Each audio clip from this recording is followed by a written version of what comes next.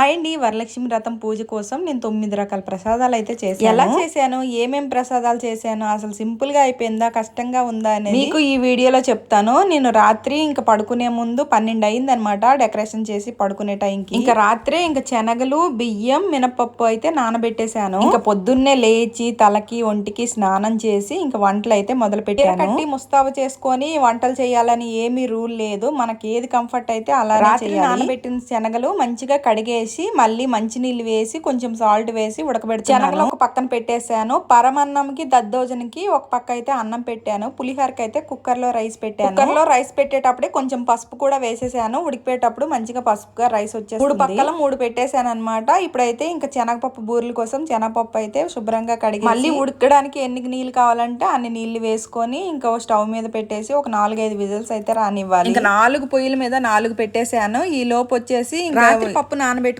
కదా, ఆ నీళ్ళన్నీ వడకట్టేసి మళ్ళీ నీళ్లు వేసి కడిగి మంచి నీళ్ళతో ఇంకా పప్పు అయితే ఇంకా గ్రైండర్ లో వేసి గ్రైండర్ లో ఒక సైడ్ అయితే పప్పు అయితే రుబ్బుకుంటున్నాను. ఫస్ట్ గారెల కోసం అయితే పప్పు రుబ్బుకుంటున్నాను. ఈ లోపు ఇంకా శనగలు అవి ఉడుకుతున్నాయి. గ్రైండర్ లో పప్పు ఎందుకు వేసానంటే ఈ లోపు గ్రైండర్ లో పప్పు అనేది నలుగుతూ ఉంటుంది. నా పనులు నేను చేసుకుంటూ ఉంటాను. మిక్సీ అనుకోండి నిల్చోనే రుబ్బాలి అక్కడే. నేనైతే 1 కిలో పప్పు అయితే నానబెట్టాను అనమాట. ఇంకా ఆ కిలో పప్పులో ఇంకా 3/4 కిలో పప్పు వచ్చేసి గారెలకు రుబ్బేసాను. 1/4 కిలో పప్పు వచ్చేసి ఉంచేసాను అనమాట. బియ్యము అవి కలిపి మళ్ళీ దోసపిండిలాగా రుబ్బాలి.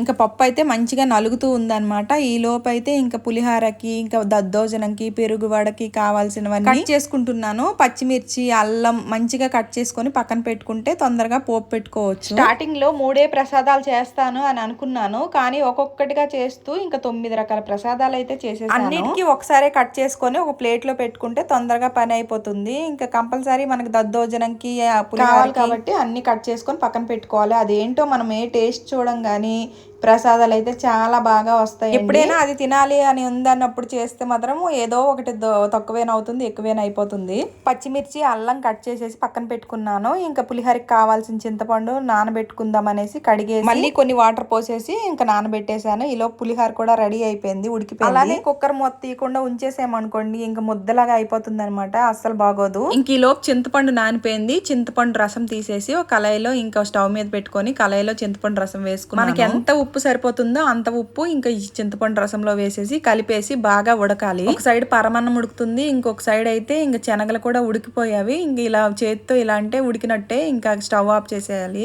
ఇంకా అవి స్టవ్ ఆఫ్ చేసేసిన తర్వాత ఈ లోపు అన్నం కూడా చల్లగా అయిపోయింది అనమాట. ఇంకా కుక్కర్ మూత తీసేసి బేసినీలో వేసేసాను. బేసినీలో వేసేసి ఒక 10 నిమిషాల పాటు ఫ్యాన్ కింద పెట్టేస్తే ఇంకా చల్లగా అయిపోతుంది. వేడిగా ఉండేటప్పుడే కొంచెం పచ్చిమిర్చి, కరివేపాకు వేసుకొని కలుపుకోవాలి. కలుపుకుంటే ఏమవుతుందనమాట, మంచిగా ఆ ఫ్లేవర్ అనేది ఇంకా పులిహోరకి పట్టుకుంటుంది, బాగుంటుంది. ఈ లోపు వచ్చేసి పరమాన్నంకి దద్దోజనంకి అన్నం అయితే ఒక గిన్నెలో పెట్టాం కదా, ఆ గిన్నెలో అన్నం అయితే ఉడికిపోయింది. ఇంకా దద్దోజనంకి కొంచెం అన్నం అయితే తీసేస్తున్నాను. అది కొంచెం చల్లగా అయిన తర్వాత పెరుగు వేసుకొని కలుపుకోవాలి. పరమాన్నంకి అదే గిన్నెలో అన్నం ఉంచేసి దాంట్లో పాలు వేసేసాను. ఆ పాలుతో అన్నం అనేది బాగా ఉడికిపోతుంది అనమాట. ఉడికిన తర్వాత అప్పుడు బెల్లం వేసుకోవాలి. ఈ లోపు అయితే చింతపండు అయితే దగ్గర పడుతూ ఉంది. ఇంకా శనగపప్పు కూడా ఉడికిపోయింది. శనగపప్పు వచ్చేసి దించేసాను. దించితే కొంచెం నీరు ఉందనమాట. ఇంకా కాసేపు పొయ్యి మీద పెడితే ఇంకా మంచిగా పప్పులాగా మంచిగా ఉడికిపోతుంది. ఇంకా మనకు ఒక కవ్వం కానీ ఇలాంటి గంటి కానీ ఉంటుంది కదా, దాంతో మంచిగా చిదుముకోవాలి. పప్పు అనేది చిదుముకుంటే నీరు అనేది తొందరగా పీల్చుకొని మంచిగా ఉడికిపోతుంది అనమాట.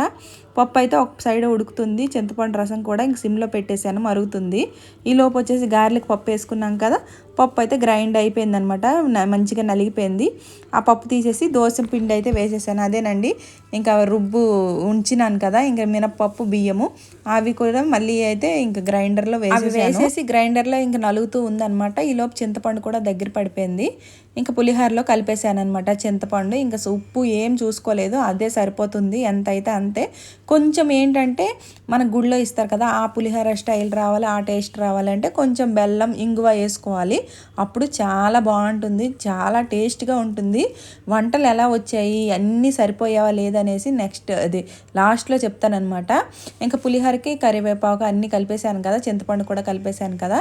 ఈలో పప్పు కూడా దగ్గర అయిపోయింది, బూరెల పప్పు.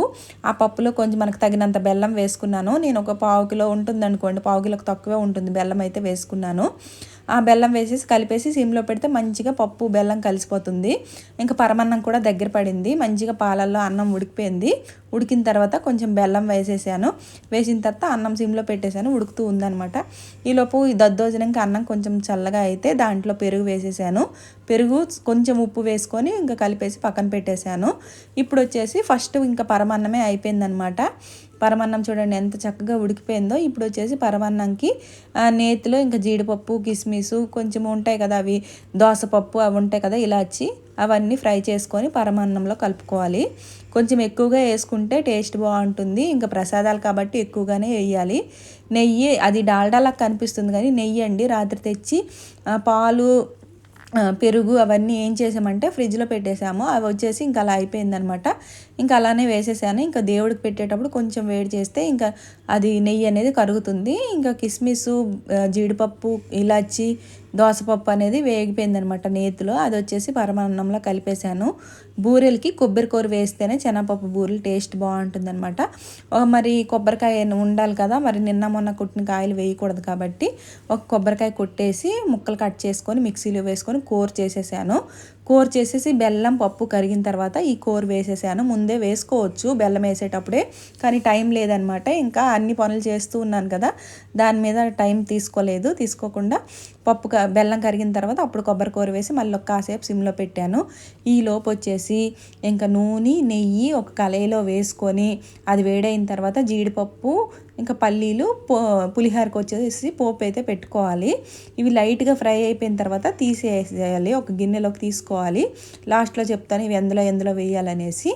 అవి తీసేసిన తర్వాత ముందుగా మనం కట్ చేసుకున్నాం కదా అల్లం, పచ్చిమిర్చి, ఆ అల్లం పచ్చిమిర్చి కూడా ఇందులో ఇంకా ఈ నూనె, నెయ్యిలో వేసుకోవాలి. నూనె, నెయ్యి సరిపోతే ఇంకొంచెం వేసుకోండి, ఎందుకంటే మూడిటికి ఒకటేసారి పోపు అయితే మూడు ప్రసాదాలు అని అంటే ఇంకా పులిహార, దద్దోజనం, పెరుగు వడలకి అదే పెరుగు ఉంటుంది కదా, ఆ పెరుగులోకి ఇంకా తాలింపు, ఇంకా శనగలు అనమాట. 3 కాదండి 4, శనగలతో పాటు 4 అనమాట.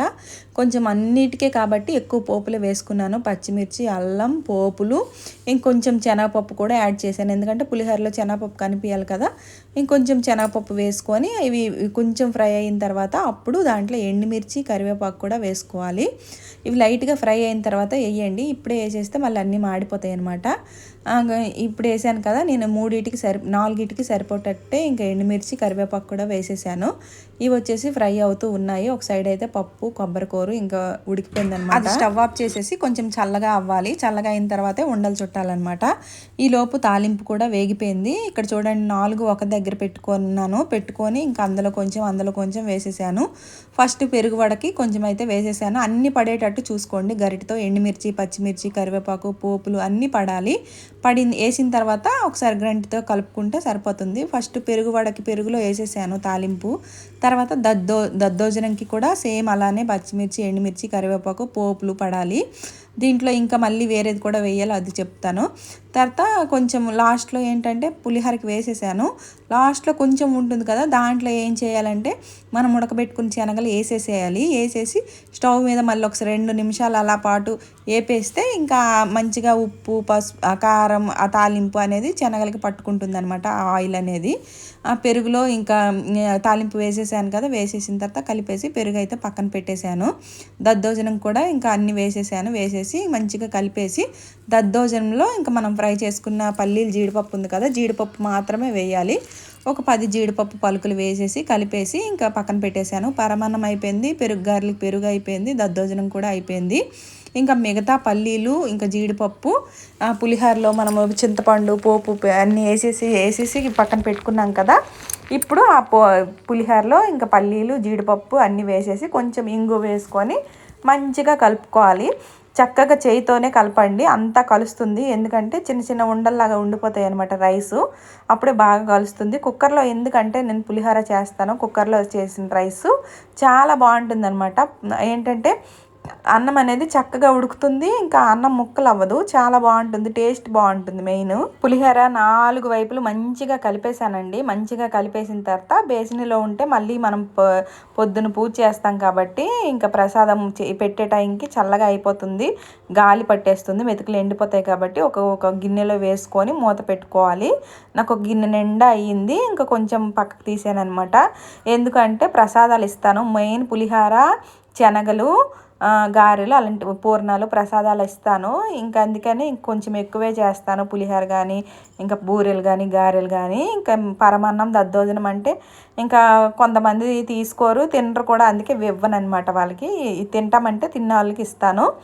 ఇంకా శనగలు కూడా పక్క అయిపోయాయి అనమాట. స్టవ్ ఆఫ్ చేసేసి ఒక గిన్నెలో వేసేసాను. వేసేసి ఇంకా అవి కూడా పక్కన అయితే పెట్టేశాను. ఈలోపు ఇంకా చెప్పాను కదా, కొబ్బరికూరు, పప్పు, బెల్లం అంతా దగ్గర పడిపోయింది చూడండి. పప్పులో అన్ని నీళ్ళు ఉండేవి, అసలు ఇప్పుడు నీరు చుక్క అనేది లేదు, ఉండనేది బాగా వస్తుందన్నమాట. మనకి ఏ సైజు కావాలంటే బూరి ఆ సైజు అయితే ఉండలకైతే కట్టుకోవాలి. చిన్న ఉండలే కట్టుకోవాలి. ఎందుకు అంటే మనము మినపరుబ్బు బియ్యం కాబట్టి కొంచెం ఆడ అనేది పెద్దగా వస్తుంది అనమాట, బూరి అనేది బాగా ఉబ్బుతుంది. అందుకే మనకు కొంచెం చిన్న సైజు కట్టుకున్నాం అనుకోండి, మనకి ఎంత సైజు బూరి కావాలో అంత సైజు వస్తుంది అనమాట. ఆ కుక్కర్లో ఒక ప్లేట్లో వేసేసి 4 వైపులు కలిపేసాను. చేతితోనే కలుపుకోవాలండి. చేతితోనే కలిపిన తర్వాత మనకి ఏ సైజు కావాలో ఆ సైజు అయితే ఉండలు అయితే కట్టేశాను అనమాట. కట్టేసిన తర్వాత ఇప్పుడు వచ్చేసి మనకి బెల్లం గారెలకి పాకం గారెలు అయితే చేస్తున్నాను. ఆ పాకం గారెలకి కొంచెం బెల్లం ఒక గిన్నెలో వేసుకొని, వాటర్ వేసుకొని, దాంట్లో ఒక 2 ఇలాచీలు వేసుకొని స్టవ్ మీద పెట్టుకోవాలి. ఈ బెల్లం బాగా కరుగుతుంది. ఈ లోపు వచ్చేసి ఇంకా పప్పు అయితే రుబ్బుకున్నాం కదా గారెలకి, ఆ పప్పులో కొంచెం ఉప్పు, కొంచెం ఉప్మా రవ్వ వేసుకోవాలి, అదే సుజీ రవ్వ వేసుకొని 4 వైపులు కలుపుకోవాలి. మంచిగా పప్పు, నూక, ఉప్పు అంతా బాగా కలుపుకోవాలి. మంచిగా ఏంటంటే అంతట్లో ఆ నూక అనేది బాగా కలిస్తేనే అప్పుడు ఎక్కడ ఉండలు అనేది ఉండవన్నమాట. ఈ మంచిగా కలిపిన తర్వాత స్టవ్ మీద కళాయి పెట్టుకొని ఆయిల్ వేసుకోవాలి. ఆయిల్ బాగా హీట్ ఎక్కిన తర్వాత అప్పుడే గారెలాగా వేయాలన్నమాట. మంచిగా కలిపిన తర్వాత కాసేపు పక్కన పెట్టాను. పక్కన పెట్టిన తర్వాత అప్పుడు ఆయిల్ అయితే స్టవ్ మీద పెట్టాను అనమాట. నూకేసాం కదా, కాసేపు నానితే బాగుంటుంది. ఇంకా కళాయిలో ఆయిల్ వేసేసాను. ఇంక ఈ సైడ్ అయితే బెల్లం గారెల కోసం బెల్లం అయితే కరుగుతూ ఉందనమాట పాకం. ఆయిల్ వేడెక్కిందా లేదనేసి చిన్నగా వేసాను అనమాట, ఒక పునుగులాగా. ఆయిల్ అయితే హీట్ ఎక్కిపోయింది. ఇప్పుడు ఈ హీట్ ఎక్కినప్పుడే మంచిగా గారెలాగా వేసుకోవాలి. నేనైతే చిన్నవి కాదు, పెద్దవి కాదు, మీడియం సైజ్ అయితే వేస్తున్నాను. పెద్దవి కావాలంటే పెద్దవి కూడా వేసుకోండి, చిన్నవి కావాలంటే చిన్నవి కూడా వేసుకోండి. మీడియం సైజ్ అయితే ఇంకా మనం పెట్టేటప్పుడు గిన్నెల్లో పడతాయి కాబట్టి నేను కొంచెం మీడియం సైజే వేస్తున్నాను. అన్ని గారెలు వేసిన తర్వాత అప్పుడు ఇంకా ఫస్ట్ వేసేటప్పుడు ఏంటంటే అంటుకుంటాయి అన్నమాట. కొంచెం జాగ్రత్త, స్టవ్ మీద కళాయితో నూనె వలకడం కానీ అది ఇది అవుతుందన్నమాట. తర్వాత ఇంకా ఆయిల్ బాగా హీట్ ఎక్కిపోతుంది కాబట్టి తర్వాత వేసినవన్నీ మంచిగా వస్తాయి. అన్ని గారెలు అయితే వేసేసాను. ట్రిప్కి వచ్చేసి నాకు ఒక 6-7 గారెలు అయితే పడుతున్నాయి. అన్నీ కొంచెమే చేస్తున్నానండి. ఇంట్లో ఏంటంటే ఇలాంటివి తినడం తక్కువ అనమాట పిల్లలు కానీ. ఇంకా మేము తింటాం కానీ 2 పూటలకు తగ్గట్టు తినలేం కదా, అందుకని కొంచెం ప్రసాదాలకి మధ్యాహ్నం తినడానికి అనేది కొంచెం చేస్తున్నాను. ఫస్ట్ అయితే ఇంకా అందులో ఏమి వేయలేదు, చూసారు కదా. మినపరుబ్బులో కొంచెం నూక, కొంచెం ఉప్పు వేసి ఇంకా గారెలు అయితే వేసేసాను. ఈ గారెలు వచ్చేసి ఇంకా పెరుగు గారెల కోసం అయితే వేసాను అనమాట. ఇంక ఇందులో ఏం వేయలేదు, చూసారు కదా.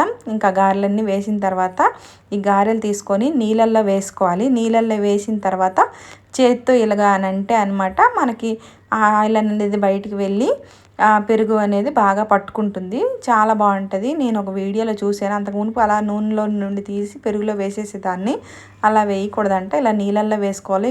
ఇంకా వీలుంటే ఫ్రిడ్జ్లో నీళ్ళు తీసుకొని వేయాలంట, కానీ ఫ్రిడ్జ్లో నీళ్ళు తీయలేదనమాట. నేను నార్మల్ నీళ్ళు ఉంటే ఆ నీటిలోని గారెలు ఇలా ముంచి అరచేతులతో ఇలా అద్ది ఇంకా పెరుగులో వేసేసాను. పెరుగు గారెలు కూడా రెడీ అయిపోయావి. ఇంకా పెరుగు గారెలు వచ్చేసి పక్కన పెట్టేశాను. ఇప్పుడు వచ్చేసి గారెలు అయితే మళ్ళీ సేమ్ అలానే గారెలు వేసి ఇటు సైడ్ అయితే పాకం రెడీ అయిపోయింది. ఇలాచి వేసేసాను. ఇంకా స్టవ్ ఆఫ్ చేసుకోవాలి. స్టవ్ ఆఫ్ చేసి గారెలు వేసే ముందే స్టవ్ ఆఫ్ చేయాలి. సేమ్ మళ్ళీ అదే రుబ్బుతో గారెలు వేస్తున్నాను. నేను అన్ని 9, 11, 9, 11 అలానే చేస్తున్నాను అనమాట. ఇప్పుడు కూడా సేమ్ మళ్ళీ అలానే గారెలు వేసేసి ఈ గారెలు వచ్చేసి పాకంలో వేసుకోవాలి. కొంచెం ఈ గారెలు ఏంటంటే కొంచెం వేడి మీదే వేయాలన్నమాట, లేదు అంటే పాకం పట్టవు. కొంచెం అప్పుడు నేను ఎప్పట్లో ఏం చేసేదాన్ని అంటే రుబ్బులోనే బెల్లం కలిపేసి గారెలు వేసేసేదాన్ని. ఇప్పుడు నేను అలా వేయట్లేదు. నేను ఒక్కదాన్నే ఇంకా తీపి గారెలు తింటాను అనమాట. పెద్దగా ఎవరు తినరు. సరేలే అనేసి ఇంకా ఇలా గారెలు వేసేసి పాకంలో వెక్కి తినాలనేటప్పుడు ఇలా పాకం గారెలు అయితే చేసుకుంటాము. ఇంకా అమ్మవారికి కూడా ఇంకా పాకం గారెలు పెట్టడానికైతే నేనైతే ఇంకా ఇలా కొంచెమే చేస్తున్నాను అనమాట. ఒక 9 గారెలు అలా చేస్తున్నాను. ప్లేట్ ఎన్ని పడితే ఇంకా అన్ని పెడతాను అమ్మవారి దగ్గర. ఇంకా గారెలు వేడిగా వేసాను కదా, పాకం అనేది మంచిగా పట్టుకుంటుంది. మూత పెట్టేశాను. ఇప్పుడు వచ్చేసి ఇంకా అదే గారెల పిండిలో అమ్మవారికి అల్లం గారెలు అయితే వేస్తున్నాను. గారెల్లోనే 3 రకాలండి. పెరుగు గారెలు, తీపి గారెలు, అల్లం మిరపకాయలు వేసుకొని గారెలు చేసుకోవాలి. అల్లం గారెలు అంటారు వీటికి. నేను కొంచెం అల్లం పచ్చిమిర్చి కట్ చేశాను కదా, అది మంచిగా చిన్నగా కట్ చేసేసి అందులో వేసేసి కలుపుకోవాలి. ఈ లోపు వచ్చేసి గారెలు కిందవన్నీ నానిపోయేవన్నమాట. మళ్ళీ ఇంకా కొంచెం మళ్ళీ వేరే గిన్నెలో వేసేసి ఈ పాకం అనేది మళ్ళీ అందులో వేసుకుంటే ఈ గారెలు కూడా మంచిగా పాకం పట్టుకుంటాయి అన్నమాట. ఇంకా నేను ఎందులో అయితే ఉంచేస్తున్నానో అందులో వేసేసి ఆ పాకం అందులో వేసేసాను అనమాట. ఫస్ట్ వేసిన గారెలు అనేవి బాగా పాకం నానిపోయేవి. మళ్ళీ రెండో ట్రిప్ వేసిన గారెలు పాకం మంచిగా పట్టుకోవాలనేసి మీద నుండి పాకం కిందకు వదిలాను. ఈ గారెలు టేస్ట్ బాగుంటాయండి, గులాబ్ జామ్ తిన్నట్టే ఉంటాయి. ఆ గారెలు అయితే పక్కన పెట్టేశాను. పెరుగు గారెలు అయిపోయేవి, ఇంకా తీపి గారెలు అయిపోయేవి అనమాట పాకం గారెలు. ఇప్పుడు వచ్చేసి అల్లం గారెలు అయితే వేస్తున్నాను. అల్లం గారెలు కూడా చాలా ఈజీయే. అందులోనే సేమ్ అల్లం పచ్చిమిర్చి వేసేసి కొంచెం జీలకర్ర కూడా వేయండి. వేసి ఇంకా సేమ్ గారెలు ఎలా వేసుకుంటాం అలా వేసేయాలి. ఇవి కొంచెం పెద్దగానే వేస్తున్నాను. అవేంటి పాకంలో పెరుగులో వేస్తే ఊరుతాయి కాబట్టి పెద్దగా కనిపిస్తాయి. ఇవి అలానే ఉంటాయి కాబట్టి కొంచెం పెద్దగా వెడల్పుగా చేసి ఇంకా గారెలాగా వేస్తున్నాను అనమాట. ఇంక గారెలు అయిపోతే ఇంకా బూరెలు ఉంటాయండి. ఇంకా బూరెలకి అది మనము అదే శనగపప్పు ఉంది కదా, ఆ శనగపప్పు బెల్లం కొబ్బరికూర మంచిగా ఉండలు కట్టేసి పక్కన పెట్టుకున్నాం కదా, లాస్ట్కి బూరెలు వేయాలి. బూరెలు వేసే ముందు కొంచెం స్టవ్కి రెస్ట్ ఇద్దాము అని అనుకున్నాను, కానీ మళ్ళీ టైం అయిపోతుంది అనేసి గబగబా ఇంకా గారెలు అయితే వేసుకొని ఇక్కడికి వీడియో ఆఫ్ చేసేసాను. గారెలు లాస్ట్ వరకు మళ్ళీ తీయలేదనమాట. ఒక్క వాయి వేసేటప్పుడే మీకు చూపించాను. మిగతా గారెలు వేస్తూనే ఈ లోపు పడిన గిన్నెలన్నీ తోమేశాను అనమాట. లేదంటే మళ్ళీ సింక్ నిండా అయిపోతాయి గిన్నెలు. అలా అనేసి ఇంక ఈ గారెలు తీసేటప్పుడు మీకు లాస్ట్లో ఇప్పుడు చూపిస్తున్నాను, మళ్ళీ లాస్ట్లో చూపిస్తాను అనమాట. గారెలు వేస్తూనే ఇంకా గిన్నెలన్నీ తోమేశాను. ఈ లోపు మా అమ్మమ్మ లేచి ఇల్లు మాపేసేసి పూజ గది గుమ్మం దగ్గర అంతా సరుతుందనమాట.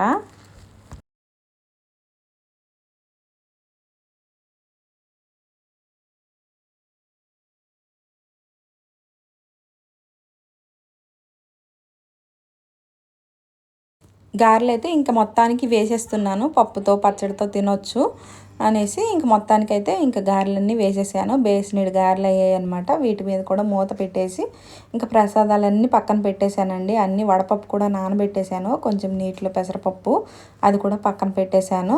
అవన్నీ ఐటమ్స్ అన్నీ ఒక పక్క పెట్టేసామనుకోండి పని తొందరగా అవుతున్నట్టు ఉంటుంది. అక్కడ గిన్నెలుండి అది తీసి ఇది తీసి పని అవ్వదనమాట. ఇంకా అయితే రుబ్బుకున్నాను కదా, బియ్యము మినపప్పు రుబ్బినాను. అది రుబ్బేటప్పుడు కొంచెం బెల్లం వేసేసాను. బెల్లం వేసేసి మంచిగా నలిగిన తర్వాత తీసేసి ఒక గిన్నెలోకి తీసేసి దాంట్లో కొంచెం ఉప్పు కొంచెం మైదా వేసుకోండి. వేసుకోకపోయినా పర్వాలేదు. వేసుకుంటే ఏంటంటే బూరెలు స్మూత్గా వస్తాయి, కొంచెం ఉబ్బుతాయి అనమాట, మంచిగా వస్తాయి అనమాట. ఓన్లీ బియ్యం పిండి కాకుండా కొంచెం మనం మైదా పిండి కూడా వేసుకోవాలి. ఇప్పుడు బూర వస్తుందా లేదా అనేది చూసుకోవాలి. కొంచెం ఏంటంటే గట్టిగా ఉందనుకోండి బూరి గట్టిగా అయిపోతుంది అనమాట. కొంచెం మనకి ఇలా ఉంది చూసారా, గారెలు కన్నా కొంచెం పలచగా రావాలి, అలా వేసుకోవాలి. చూడండి బూరె వేస్తుంటే అసలు వేడట్లేదు. మైదా వేస్తే బూరెలు అనేవి వేడవన్నమాట. ఇంకా అన్ని బూరెలు వచ్చేసి వేసేసాను. మీకు చూపిస్తాను చూడండి, బూరెలు వేస్తుంటే ఎలా మంచిగా పొంగుతున్నాయో, చాలా బాగా పొంగుతున్నాయి. బూరెలు వేసుకొని ఇంకా అన్ని ఐటమ్స్ వచ్చేసి గిన్నెలలో తీసేసాను కదా, ఒక పక్కకు పెట్టేసి ఇంకా పూజకి ఐటమ్స్కి ఏమేమి కావాలనేసి ఒక సైడ్ నుండి చూసుకుంటున్నాను. బూరెలు వేస్తూనే ఈ పనులన్నీ చేసేసాను. ప్రసాదాలు అయిపోతే ఇంకా అన్నీ రెడీ అయిపోయినట్టే అనమాట. ఇంకా పూజ దగ్గర అన్నీ రెడీ చేసుకోవాలి. రాత్రి అమ్మవారికి సారీ కట్టేసి ఇంకా అమ్మవారి దగ్గర అమ్మవారి వెనక సైడు డెకరేషన్ అయితే చేసేసాను. చేసేసిన తర్వాత అన్ని పనులు చేసి పడుకున్నాను అనమాట. పడుకునేసరికి 12 అయ్యింది. మళ్ళీ 3 గంటలకు లేచిపోయాను. ఏదైనా పని ఉందనుకోండి అసలు నిద్ర పట్టదు మళ్ళీ పని అయ్యేదాకా. అందుకే మళ్ళీ అవుతాయా లేదా పనులు, పిల్లలకి ఒకటి కాలేజీలో ఉన్నాయి, మళ్ళీ వాళ్ళకి బాక్సులు కూడా వండాలి అనేసి ఇంకా తొందరగా లేచాను అనమాట. 6 గంటలకు అన్నీ వంటలు అయిపోయాయి 3కి లెగిస్తే. 3కి లెగిస్తే 3 గంటలు పట్టాయి అనమాట. పప్పు రుబ్బుకొని వంటలు చేసుకొని ఇవన్నీ గిన్నెలలో వేసుకొని మళ్ళీ ఆ గిన్నెలన్నీ తోముకొని అన్నీ చేసుకునేసరికి 6 అయిపోయింది. ఇంక అందరూ లేచిపోయారనమాట 6 గంటలకి. లేచిన తర్వాత ఇంక ఇంట్లో పనులు ఉంటాయి కదండి, దేవుడి దగ్గర పనులు, ఇంకా గుమ్మం దగ్గర పనులు అవన్నీ చేసుకున్నాం అనమాట. అవన్నీ వీడియో తీయడానికి చూడండి బూరెలు ఎంత బాగా వచ్చాయో. ఇంకా ఒక్క బూరు కానీ వేడిందంటే మిగతా బూరెలు కూడా రావు, నూనె కూడా ఖరాబ్ అయిపోద్ది, వంట మీదకి విసుకొచ్చేద్ది. బూరెలు వేసేటప్పుడు కూడా కొంచెం జాగ్రత్తగా వేయాలి. ఏ పిండి కలిపినా కానీ మనం వేసేలోనే ఉంటుంది. బూరెలన్నీ అయిపోయేవి, ఒక గిన్నెలో వేసేసాను. ఇప్పుడు ప్రసాదాలన్నీ మీకు చూపిస్తాను. వడపప్పు, బెల్లం వేసిన పాలు, పానకం, ఇంకా పిండి చలివిడి, పంచామృతము. తర్వాత వచ్చేసి ఫస్ట్ రెడీ అయిపోయి పక్కన పెట్టేశాను. ఇంకా అది పరమాన్నం అనమాట. పరమాన్నంలో ఇంకా జీడిపప్పు అవి బాగా వేసాను. ఇంకొచ్చేసి దద్దోజనం, నెక్స్ట్ అమ్మవారికి ఇష్టమైన దద్దోజనం. తర్వాత వచ్చేసి పాకం గారెలు అనమాట. ఇవి బెల్లం పాకంతో చేశాను కదా ఆ గారెలు. తర్వాత వచ్చేసి శనగల తర్వాత వచ్చేసి పులిహార 2 గిన్నెల్లో తీసాను. ఇంకా ఫుల్గా అక్కడ పెద్ద గిన్నెతో ఉంది. పులిహార కూడా చాలా బాగా వచ్చాయండి, ఐటమ్స్ అయితే చాలా బాగుంది. తర్వాత వచ్చేసి పూర్ణాలు, నెక్స్ట్ వచ్చేసి ఇంకా అల్లం గారెలు తర్వాత పెరుగు గారెలు. ఇక్కడ పెద్ద గిన్నెతో పులిహార. వంటలన్నీ బాగా వచ్చాయండి. అసలు టేస్ట్ చూడలేదు, ఎలా వస్తాయి ఏమనుకున్నాను కానీ సూపర్గా వచ్చాయి. వరలక్ష్మి రథం పూజ వీడియో నెక్స్ట్ వీడియోలో అప్లోడ్ చేస్తాను. ఈ వీడియోకి ఒక్క లైక్ చేసి షేర్ చేసి సబ్స్క్రైబ్ చేసుకోండి. మీకు ఎలా అనిపించిందో కామెంట్ చేయండి. Bye bye.